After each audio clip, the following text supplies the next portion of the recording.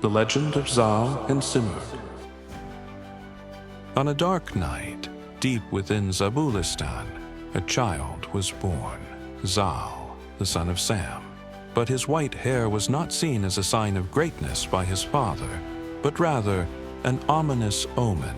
Sam, the champion and ruler of Zabulistan, filled with doubt, ordered the child to be abandoned in the mountains, unaware that fate had other plans for him.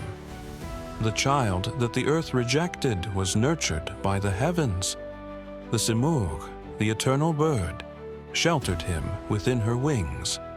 From the mountains, Zal learned resilience, from the winds, agility, and from the Simurgh, wisdom.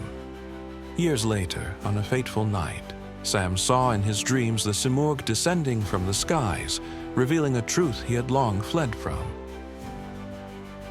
The child you abandoned lives. Bring him back. Caught between regret and hope, Sam sent a group to find Zal in the mountains. Thus, the Simurgh prepared Zal for his journey. At their parting, she handed him a feather and said, "Return, but remember, if ever you need help, cast this feather into the fire. I will come." Zal returned to Zabulistan, no longer the forsaken child of yesterday. His father, Sam, with a remorseful look, embraced the son he had cast away. And Zal, he became the heir to Zabulistan. But this was just the beginning.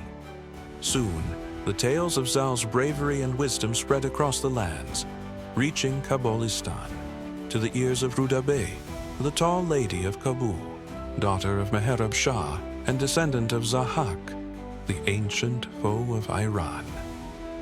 Captivated by what she heard, Rudabeh sent a message to Zal. Zal, having heard of Rudabeh's fame, disregarded borders and rode into Zabulistan by night. That night, under the shadows and moonlight, their eyes met.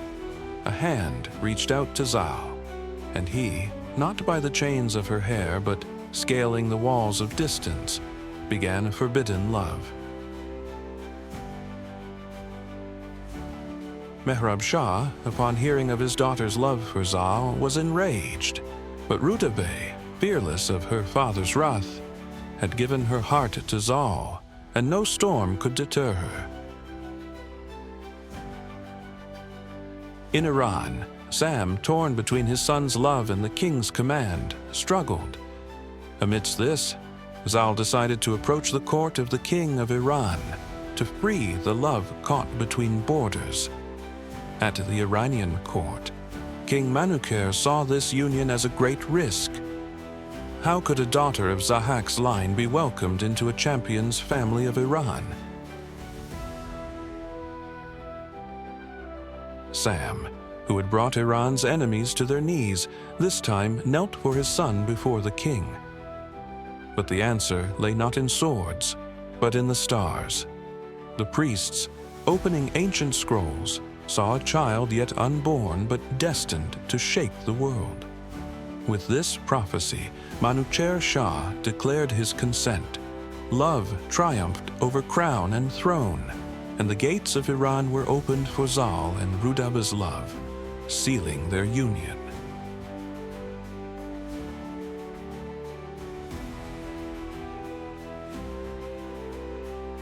In time, Rudabeh became pregnant, but the child growing within her was not ordinary, but one from the lineage of champions, mighty, formidable, and beyond any human born to date.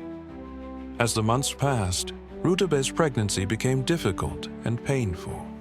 The physicians found no remedy, and despair cast a shadow over Zal. In his last hope, he cast the Simurgh's feather into the fire. The Simurgh, with wings wider than the night, descended through the winds and revealed a way forward, a way for a birth that would change the times. At her command, Zal placed the blade in the physician's hands, and the first Caesarean birth was performed by Destiny's hand. That night, Zabulistan was alight with brilliance. The child born from pain and wound would one day move mountains, stand tall on the earth, and his name would forever linger in the whispers of the winds. And so the world heard his name for the first time. Rostam. To hear more of this great saga, stay tuned for the next episode on the Animation DNA channel and join us on this adventure.